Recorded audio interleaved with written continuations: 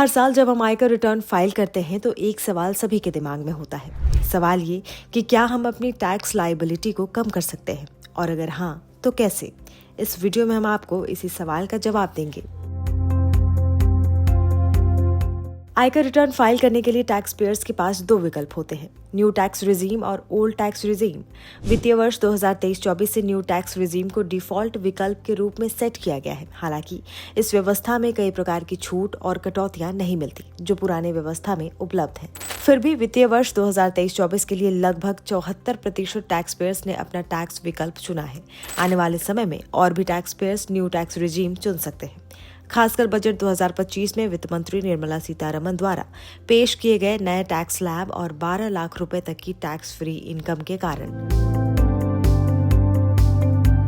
अगर आप इस बार ओल्ड टैक्स रिजीम की जगह न्यू टैक्स रिजीम चुनने का विचार कर रहे हैं तो ध्यान रखें, अगर आपने वित्तीय वर्ष 2024-25 में टैक्स बचाने के लिए निवेश किया है तो वो नया टैक्स व्यवस्था में लागू नहीं होगा।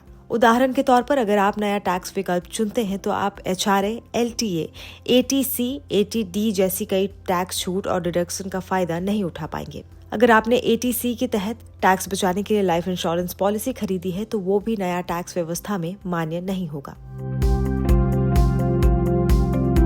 अगर आपने अभी तक वित्तीय वर्ष 2024-25 के लिए टैक्स बचाने के लिए निवेश नहीं किया है या कुछ और निवेश करना चाहते हैं तो आपके पास अब भी समय है।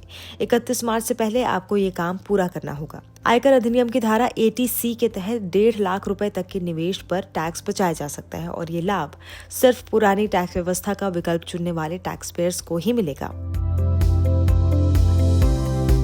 आयकर की धारा 80C के तहत 1.5 लाख रुपए तक के निवेश पर आप टैक्स बचा सकते हैं, जिसमें लाइफ इंश्योरेंस पॉलिसी पर किया गया खर्च और 2 बच्चों की स्कूल फी या ट्यूशन फी पर किया गया खर्च भी शामिल है। उदाहरण के लिए, अगर आपके 2 बच्चे हैं और आप उनकी स्कूल या ट्यूशन फी पर सालाना 1 लाख रुपए खर्चते हैं तो आप इस खर्च पर टैक्स डिडक्शन का दावा कर सकते हैं। इसी तरह अगर आप केवल टैक्स बचाने के लिए निवेश करने का विचार कर रहे हैं तो आपको ये जानने की जरूरत है कि क्या पहले से किए गए निवेश और खर्च पर्याप्त हैं ताकि आपको अतिरिक्त निवेश की जरूरत ना पड़े।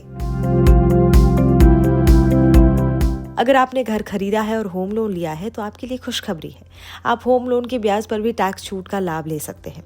धारा 80C के तहत 1.5 लाख रुपए तक का डिडक्शन और धारा 24B के तहत 2 लाख रुपए तक के ब्याज पर छूट प्राप्त कर सकते हैं। यह आपके टैक्स को कम करने में मदद करेगा।